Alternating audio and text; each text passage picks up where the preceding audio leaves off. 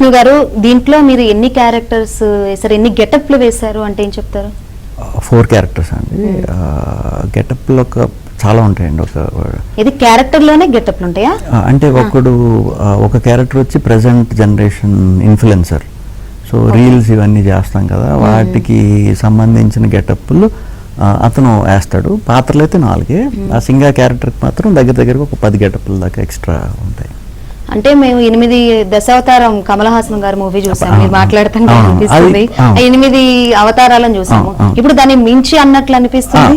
అది 10 క్యారెక్టర్లు అండి దశావతారం. దీంట్లో 4 క్యారెక్టర్లు, గెటప్లు మాత్రం ఎక్కువ ఉంటాయి. భవానుభూతి దాంట్లో వాయిస్ చాలా మాడ్యులేట్ చేసి, అంటే అది మీరేనా చెప్పింది? ఎన్ని టేకులు తీసుకున్నారు? డబ్బింగ్ చెప్పినప్పుడు ఏం కష్టం అనిపించలేదా? డబ్బింగ్ 3 months పట్టిందండి. 3 months పట్టింది. అంటే అది ఒక 1/2 hour 40 minutes కంటే ఉండదు. ఆ బేస్ ఎర్లీ మార్నింగ్ వెళ్ళాలి. ఎంతసేపు ఉంటుందో తెలీదు. That to pure very crystal clear Telugu ఇది.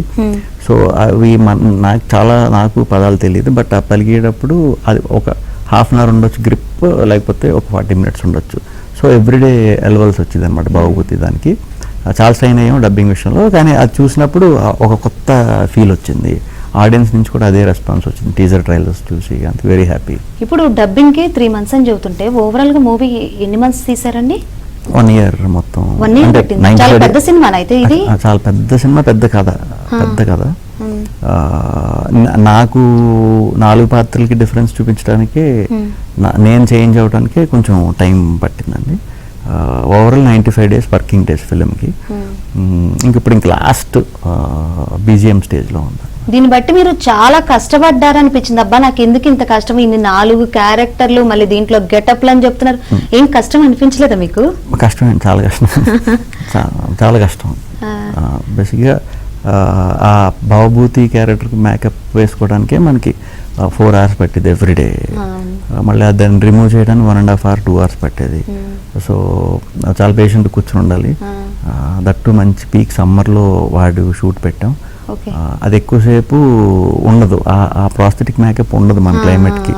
ఒక 6-7 hours టేర్ అయిపోతూ ఉంటుంది. సో ఆ క్యారెక్టర్ వచ్చి చాలా కష్టమే, బట్ చూసుకున్న తర్వాత మాత్రం ఆ సాటిస్ఫాక్షన్ దొరికింది అంత కష్టపడినందుకు. చాలా కష్టపడ్డారు, ఇన్ని గెటప్స్ ఉన్నాయి. ఇప్పుడున్న జనరేషన్కి రీచ్ అవుతుంది, ఎంతవరకు అర్థమవుతుంది అంటారు? అంటే వెరీ క్లీన్గా, వెరీ అవైలబుల్ పెట్టాడు. ఇప్పుడున్న జనరేషన్ కానీ అసలు కాదు. ఒక 6 years పిల్లోడి నుంచి ముసలి వాళ్ళు, ఒక 70-80 వాళ్ళు కూడా ప్రతి ఒక్కరు కనెక్ట్, అందరికీ అర్థం అయ్యేలాగా కనెక్ట్ ఎలాగా అవుతుంది మన స్టోరీ. అది అర్థం అయ్యేలాగా ఏమి స్క్రీన్ ప్లేలో ఎక్కువ మేము ట్విస్ట్లు అవి ఇది పెట్టేయకుండా, కథలో వచ్చే ట్విస్టులని అందరికీ అవైలబుల్ అయ్యేలాగా, చదువుకున్న వాళ్ళకి, చదువుకోలేని వాళ్ళకి, మేధావులకి, సాఫ్ట్వేర్ వాళ్ళకి, డాక్టర్లకి, నార్మల్ మిడిల్ క్లాస్ ఫ్యామిలీ లేడీస్కి అందరికీ కూడా అర్థమయ్యేటట్టు అవైలబుల్గా పెట్టిన కథ ఇది. అదేవిధంగా ఎత్తు పళ్ళు పెట్టుకొని అలా నటించారు. విక్రమ్ గారు సినిమాలు చూస్తే ఆయన పన్ను పీక్కొని అది చేశారు, మీరేమో ఎత్తు పళ్ళు పెట్టుకొని నటించారు. ఏంటి ఆ క్యారెక్టర్ ఏంటి అసలు? వాడు కొంచెం లేడీస్కి అగ్నెస్ట్ అండి వాడు. సో లేడీస్కి వాడు మాట్లాడితే చాలా చిరాకు వచ్చేయాలి. సో దాంతోపాటు ఆ పళ్ళు, ఆ గెటప్ అది చూసిన కోపం రావాలన్నమాట. ఎందుకంటే అన్ని అలాంటి మాటలే మాట్లాడతాడు వాడు, ఎవరితో మాట్లాడినా లేడీస్తో సినిమాలో. సో కొంచెం ఆ క్రూయల్నెస్ కనిపిస్తే ఇంకొంచెం వాళ్ళు హేట్ చేయడానికి బాగుంటుంది, క్యారెక్టర్ బాగా ఎలివేట్ అవ్వటానికి ఉంటుంది అన్న ఉద్దేశంలో చేసింది అది.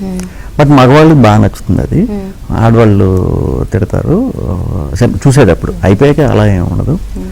రీతు క్యారెక్టర్ వచ్చేసి ఆడవాళ్ళు విపరీతంగా ఇష్టపడిపోతారు ఆ క్యారెక్టర్ని, మగవాళ్ళు అన్నట్టు ఏదో ఒకటి అంటూ ఉంటారు అనమాట.